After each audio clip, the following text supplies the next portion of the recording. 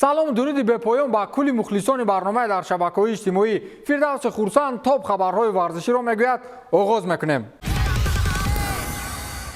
فلورنتینو پرز سرمربی ریال را آگاه کرده است که دیگر مارکو آسنسیو را با میدان نبرارد. ریال مادرید دیگر نمیخواهد که مارکو آسنسیو در این دسته بازی کند. سبب چنین خلاصه برآوردن دسته مادریدی این از خواهش خود فوتبالباز وابستگی داشته است. این را پایگاه خبری ال کانفیدنسیال رسانه‌ای کرد و با اطلاع منبع مذکور باشگاه مادریدی با آسنسیو شرطنامه 4 ساله با معاش 5 میلیون در یک موسم و جمع بونوس‌ها پیشنهاد نموده است. گفته می شود که با چند عامل فوتبالباز مذکور پیشنهاد دسته مادریدی را رد نمود. او دیگر نمیخواهد که با پیراهن دسته گرازمانی ها روی میدان برآید. حالا داخل باشگاه سبب‌های رد کردن آسنسیو هر گونه شرط داده می شود. میگویند مارکو یا از شرط‌های شرطنامه راضی نیست و یا پنهاناً با دسته دیگر گفت و شنید میگذراند. در چنین وضعیت پرزیدنت باشگاه فلورنتینو پرز کارلو آنچلوتی را سپارش داده است که دیگر مارکو را در هیئت اساسی روی میدان نبرارد.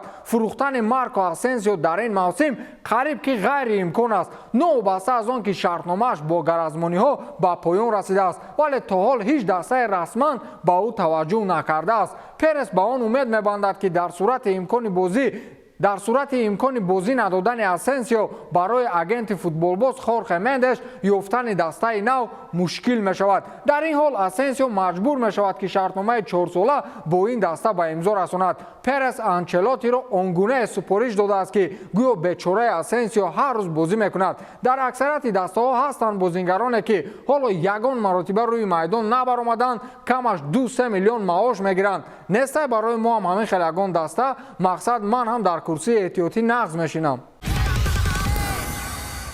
اخیراً رهبران لالیگا و دسته ریال مادرید اندک قلبشان آرام می شود. اساسیاسیون اتحاد باشگاه‌های اروپا بالاخره چند دسته را برای ویران کردن قاعده‌های فیرپلی در روزانه ترانسفر تابستانه جریمه کرد. PSG در قیاس با دیگر دسته‌ها اندک زیادتر سوخت. پایگاه خبری گت ایتالیان فوتبال نیوز اطلاع داد که از دسته‌های ایتالیایی یوونتوس و میلان مقدار 2 یا 3 میلیونی جریمه می‌سپارند و دسته‌های اینتر و روما حالا با سازمان مذکور نسبت این موضوع محاکمه‌های خود را ادامه می‌دهند. در این برابر از دسته‌های چمپیونات فرانسه مارسل و موناکو نیز حالا بحث خود را با اساسیاسیون مذکور خاتمه نبخشیدند. خلاصه اویفا در نسبت دسته‌های مذکور قرار است در 10 روز اخیر رسانه‌ای شود. از میان همه باشگاه‌های دنیا تنها PSG با مبلغ کلان جریمه شد که با قرار سود پاریژها باید 10 میلیون یورو جریمه سپارند. یادآور می‌شویم که PSG در روزانه ترانسفری با دسته‌های اسپانی و خود چمپیونات اسپانیا در مورد تمدید شرطنامه امباپه بحث کلان داشت و حتی این موضوع به کشمکشی‌های سودی رفت. برای شیخ‌های عرب چنین جریمه سپاریدن فقط همین قدر ضرر دارد که آنها وقتی قیمت خود را دریغ نداشته از جایگاه گرم خسته به نزد بانک جریمه سپاری می‌روند. بهترین جزا به دسته‌ای که کلی قاعده‌های فوتبالی را توف کرده است این یک موسم از مسابقه لیگ چمپیون‌ها محروم کردن است که اویفا با این جرأت ندارد.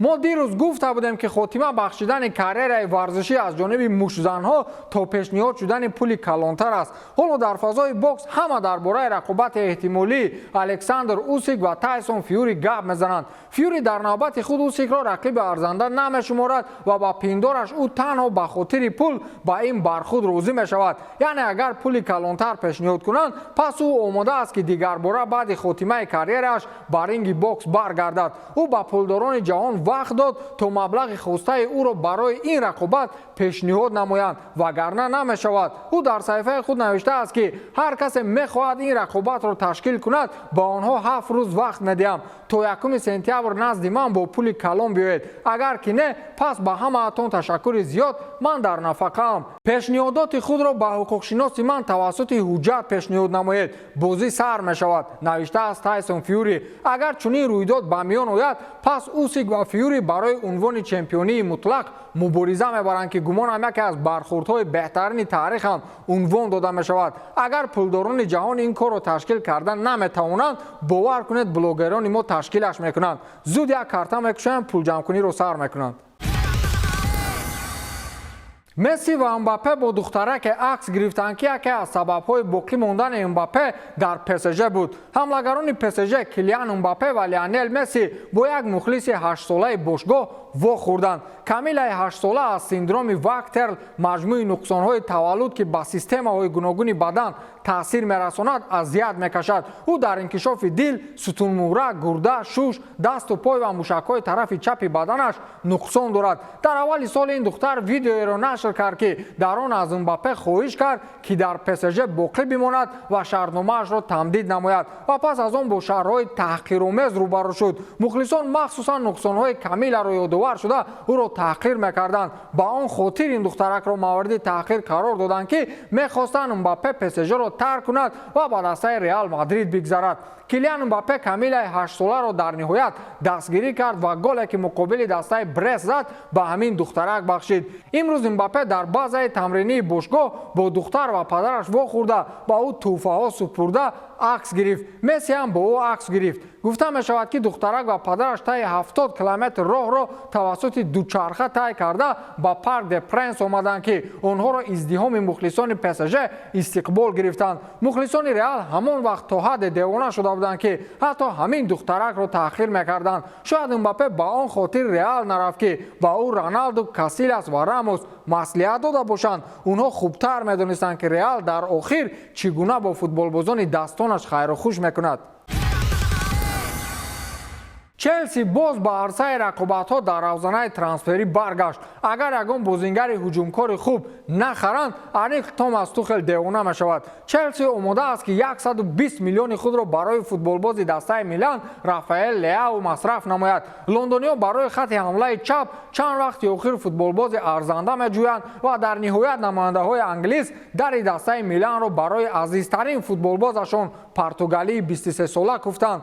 инро пойгоҳи хабарии La Gazzetta dello Sport расонаӣ кард ва навишт ки челси аллакай бо намояндаҳои дастаи милан ва атрофиёни худи футболбоз дар робита аст. ҳарчанд дастаи милан ба ин пешниҳод он қадар розигӣ намедиҳад. аз ин рӯ дастаи челси бо пардохти маблағи калон мехоҳад футболбози мазкурро ба даста биёрад. ҳоло атрофи ин гузариш масъалаҳои ҳал наёфта зиёд аст ва то чанд рӯзи дигар вақт доранд ки ин трансферро пурра баррасӣ намоянд. рафаэл леау соли гузашта дар 42 бозии иштирок кардааш ба задани 14 гол ва 12 паси головар даст ёфтааст. милан баъди чандин сол андак қомати худро рост кард ки челси боз ӯро шикаст. ба ҳамин тамом то дидор хайр.